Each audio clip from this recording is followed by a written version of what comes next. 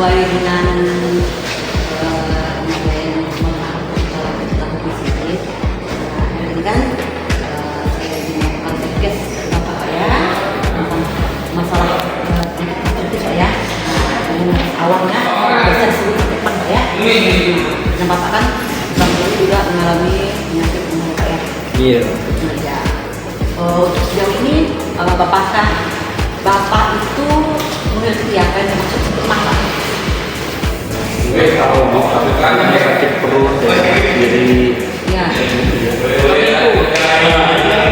Bapak jadi sakit mah itu kondisi di mana asam lambung itu meningkat ya, asam lambung meningkat jalan lambung yang mana nanti itu bisa menjadi infeksi lambung ya Pak ya.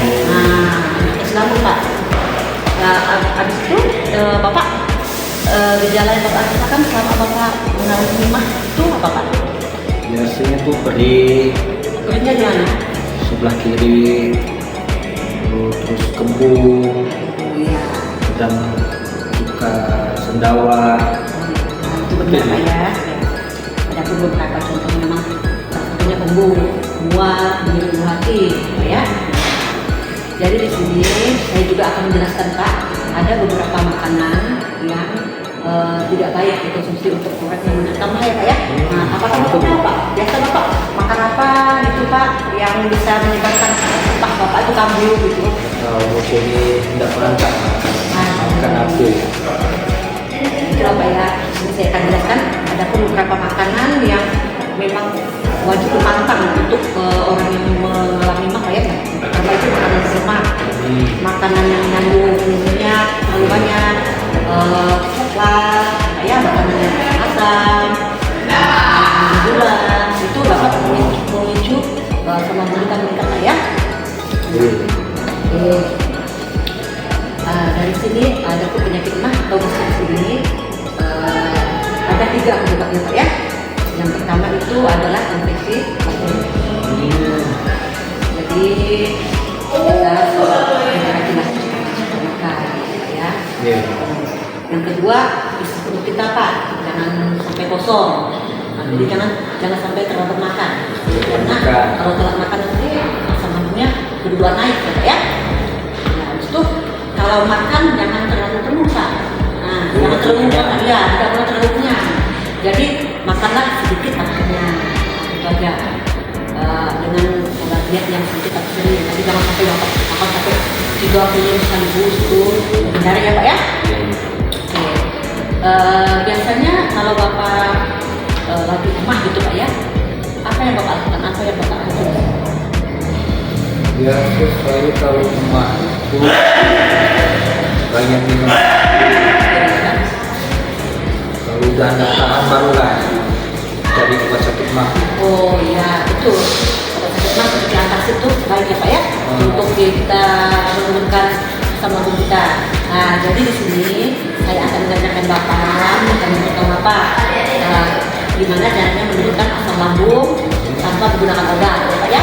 Nah di sini ya ada. Jadi di sini kita bisa menggunakan atau mengkonsumsi buah pisang ya Pak ya.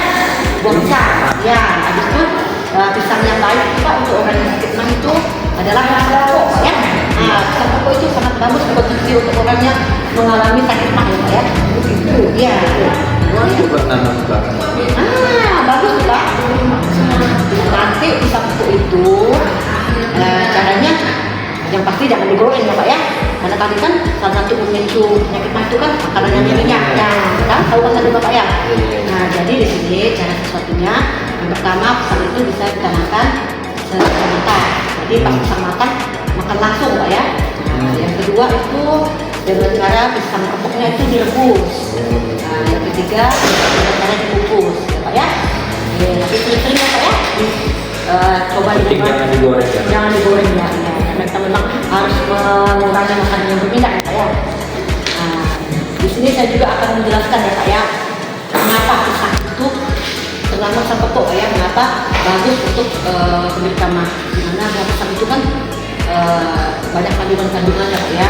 Saya akan jelaskan yaitu pertama kandungan air yang tinggi.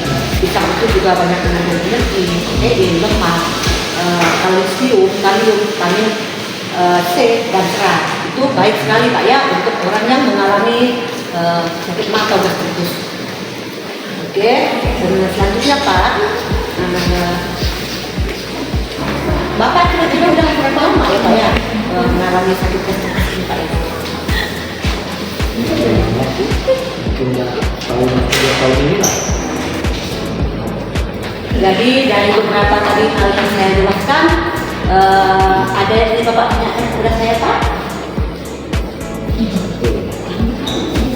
Ini udah jelas. Sudah jelas ya Pak ya?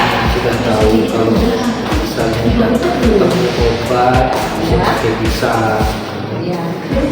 penyebab untuknya kalau pisangnya itu jangan digoreng, salah satu itu makan minyak.